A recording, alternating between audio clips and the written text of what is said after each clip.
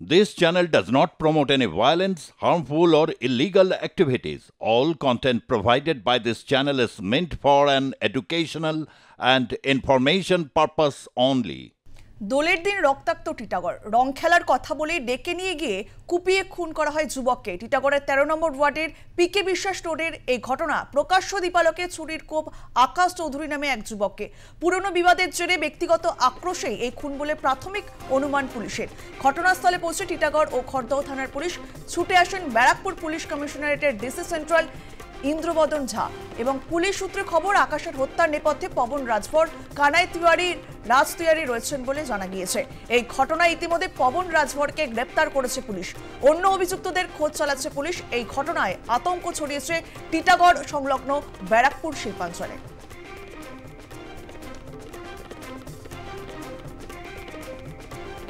আধা ঘন্টা আগে আমরা খবর পাই যে এখানে একটা ঝামেলা হয়েছে।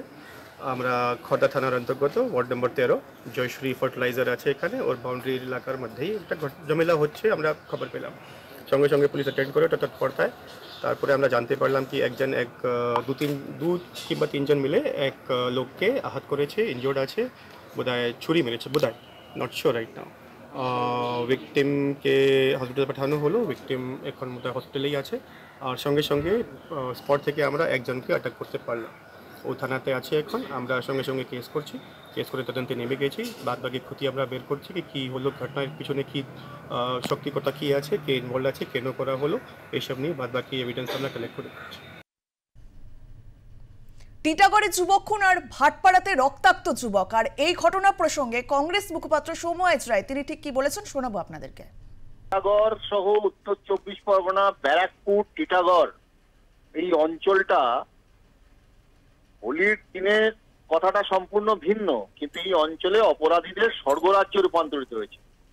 সারা পশ্চিমবঙ্গ জুড়ে অপরাধীরা মনে করছে যে এটা করা যায়। দেখুন, হোলিতে ছোটখাটো কোনো জায়গায় মারামারি, সংঘর্ষ, এগুলো ছোটখাটো ঘটনা সারা জীবনে ছিল, কখনো কখনো হয়, কখনো হয় না।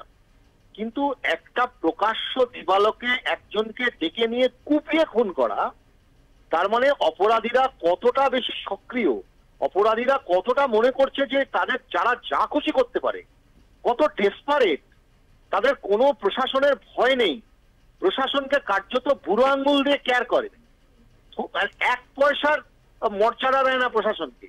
মাননীয় মুখ্যমন্ত্রী দেখতে পাচ্ছেন কিনা আমি জানি না, তা বিন্দু মাত্র এই প্রশাসনের কোনো কন্ট্রোল দুষ্কৃতকারীদের উপর নেই।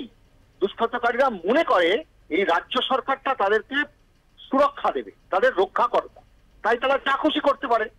একটা ছেলেকে ডেকে নিয়ে খুন করে দিল। আপনি খবর নিয়ে দেখুন, এরপরেও প্রকাশ্য দিবালোকে এই অপরাধীরা ঘুরে বেড়াবে, পুলিশ এদের সামনে হাঁটু গেড়ে আত্মসমর্পণ করবে। পুলিশ কি ঘুমোচ্ছে? পশ্চিমবঙ্গের মাননীয় মুখ্যমন্ত্রী, তার দপ্তরের পুলিশ, সেই পুলিশ কি কাজ করছেন সেটা তো এখন সবাই প্রশ্ন করছে যে রাজ্যের অপরাধীরা কার্যত স্কট ফ্রি। টিটাগড়ে যুবক খুন এবং ভাটপাড়ায় রক্তাক্ত যুবক, এই ঘটনার পরিপ্রেক্ষিতে বিজেপি নেতা সজল ঘোষ বলেন, যারা মারছে তারাও তৃণমূল, যারা মরছে তারাও তৃণমূল। পশ্চিমবঙ্গে আইনের শাসন বলতে আর কিছু নেই। কি দেখার আছে? শুধু ব্যারাকপুরে বা ভাটপাড়া তো নয়, ব্যারাকপুর থেকে সোদপুর, সোদপুর থেকে টিটাগড়, টিটাগড় থেকে আপনি যেখানেই যাবেন, পশ্চিমবঙ্গের যে প্রান্তেই যাবেন, মালদা, মুর্শিদাবাদ, যেখানেই যাবেন, সর্বত্র কি অবস্থা চলছে? Total lawlessness. পশ্চিমবঙ্গে আইনের শাসন বলতে আর কিচ্ছু। আগে বলতো শাসকের আইন, কোর্ট বলেছিল, আমরা নয়, সেটাও নেই। শাসকের হাতেও আজকে আইন নেই, পুরোটাই অলগাহীন ঘোড়ার মতন দৌড়চ্ছে। বলার কি আছে? আসলে দেখুন, যারা মারছে তারা কারা? তারা তৃণমূল। যারা মরছে তারা কারা? সেও তৃণমূল। যারা মারছে তারাও তৃণমূল, যারা মরছে তারাও তৃণমূল। তো আপনি আমি চেঁচিয়ে মরে কি হবে? আপনার আমার চেঁচানোর কোনো মূল্য নেই, যুক্তিও নেই। আপনার আমার চেঁচানোর কোনো যুক্তিও নেই যারা নিজের দলের লোককে বাঁচাতে পারে না। এবং বলছি শুনুন, এই মৃত্যুগুলো কোনো মর্যাদাও পায় না। আমাদের একটা কর্মী যদি তৃণমূলের হাতে নিহত হয়, আমরা শোক মানাই, আমরা প্রতিবাদ করি, আমরা প্রোটেস্ট করি, আমরা তাকে শহীদের মর্যাদা দিই। মুশকিল হচ্ছে এদের মৃত্যু হলে তারা শহীদের মর্যাদা কিছু টাকা পেতে পারে, তারা শহীদের মর্যাদাও পায় না, তাকে নিয়ে কোনো প্রোটেস্টও থাকে না, তাকে নিয়ে কোনো থানা ঘেরাও হয় না, তাকে নিয়ে কোনো প্রতিবাদও হয় না। উল্টে উনিদের প্রোটেক্ট করার জন্য দলের একটা অংশ বা দল পুরোপুরি বলে দেয় এটা বিরোধীরা করেছে, বিরোধীদের চক্রান্ত, বিজেপির চক্রান্ত, এই ধরনের কথা বলে দেয়। কিন্তু তার বাড়ির লোক জানে, তার পরিবার জানে, আর আস্থা বলে যদি কিছু থেকে থাকে তিনি জানেন এই খুনের পেছনে কারা। নিজেরা খুন করে, এই খুনগুলোর দায়ে ছেড়ে ফেলার জন্য অন্য লোকের ঘাড়ে চাপায়, কিন্তু কখনো এরা ভাবে না যে খুনটা ওরই দলের কর্মী হয়েছে। যারা এখনো বেঁচে আছেন তারা এখন থেকে অ্যালার্ট হয়ে যাওয়া উচিত যে তারা মরলে পরেও একই ঘটনা ঘটবে, আর এক দল দাঁড়িয়ে বলবে এর পেছনে বিজেপি আছে। মারছে তৃণমূল, মরছে তৃণমূল, অভিযোগ বিজেপি নেতা অর্জুন সিং এর। পাশাপাশি পার্থ ভৌমিক এবং রাজ চক্রবর্তীর দিকেও কিন্তু অভিযোগের তীর এই বিজেপি নেতার। বলবেন এই যে খুনের ঘটনা কি বলবেন? মারছে তৃণমূল, মরছে তৃণমূল, লুটছে তৃণমূল, যার লুটছে সেও তৃণমূল। ব্যারাকপুর হলো শিরোনামে কেন?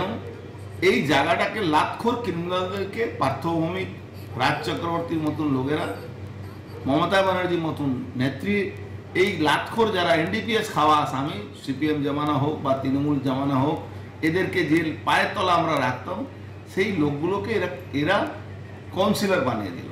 তারা তোলাবাজিতে ছাড়া এদের তো কোনো কাজ নেই। এখানে বিষ্ণু সিং এর লোক খুন হয়েছে।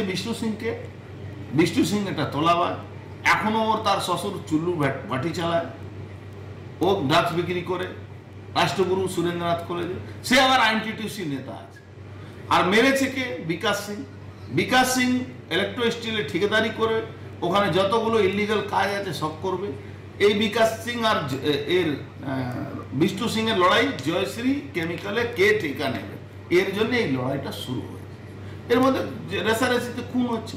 এখন যে অবস্থায় চলছে পশ্চিমবাংলা, বিশেষ করে ব্যারাকপুরে আমি কথা বলছি, এখানে তো পুলিশিং বলে কিছু নেই, পুলিশ তো নেই এদের কাছে। আমি বলছি পুলিশকে 2 ঘন্টা ছেড়ে দিন না, পুলিশ তো পুরো বাংলা ঠান্ডা করে দেবে, কিন্তু এরা পুলিশকে ছাড়বে না কেন? এই পুলিশ আর গুন্ডা সমীকরণ নিয়ে তো পশ্চিমবাংলা ক্ষমতায় আছে মমতা ব্যানার্জি। তো মানুষ কি হবে এ তো তার জন্য মমতা ব্যানার্জি চিন্তা নেই। বালি চুরি যারা করছে, বালি মাফিয়ারা পুলিশকে পিটিয়ে হসপিটালে পাঠিয়ে দিচ্ছে, এর থেকে লজ্জাজনক কি হতে পারে বলুন তো? পুলিশ যেখানে বাজি ফাটাচ্ছে, আপনার ভারত জিতেছে সেখানে বাজি ফাটাচ্ছে, নিউজিল্যান্ডের বিরুদ্ধে ভারত জিতেছিল, সেখানে বাজি ফাটাতে গেলে পেটাচ্ছে, থানা মানুষ, সাধারণ মানুষকে পেটাচ্ছে, সাধারণ ছেলেগুলোকে পেটাচ্ছে। যখন পুলিশ ওখানে যাচ্ছে, পুলিশ ইন্সপেক্টর মার খাচ্ছে। এই রাজ্যে এর থেকে কি হবে? আজকে যত তোলাবাজ, গুন্ডা, ক্রিমিনাল, চিচকে ক্রিমিনাল, লাখখোর ক্রিমিনাল যারা আমার পায়ের তলার নিচে থাকতো, তাদেরকে সব সময় কনসেপ্টটা দিয়ে রাখতাম আমরা, তারা আজকে কাউন্সিলর হয়ে গেছে, তাদেরকে পুলিশ সিকিউরিটি দিচ্ছে। এর থেকে লজ্জাজনক কি হবে? 450 ব্যারাকপুর পুলিশ কমিশনারেটে 450 ক্রিমিনাল তৃণমূলের নেতারা সিকিউরিটি পেয়েছে। আপনি ভাবতে পারবেন? অ্যাবসোলুট ক্রিমিনাল তারা মদের ঠেক এখনো চালায়, ড্রাগস এখনো বিক্রি করে, তোলাবাজি এখনো করে, সবই করে তারা এখন পুলিশের। এখানে অবস্থাটা ভীষণ খারাপ। এখন মানুষ অপেক্ষা করছে কবে এই সরকার যাবে, কবে এই সরকারকে বাংলার মানুষ এখান থেকে সরাবে।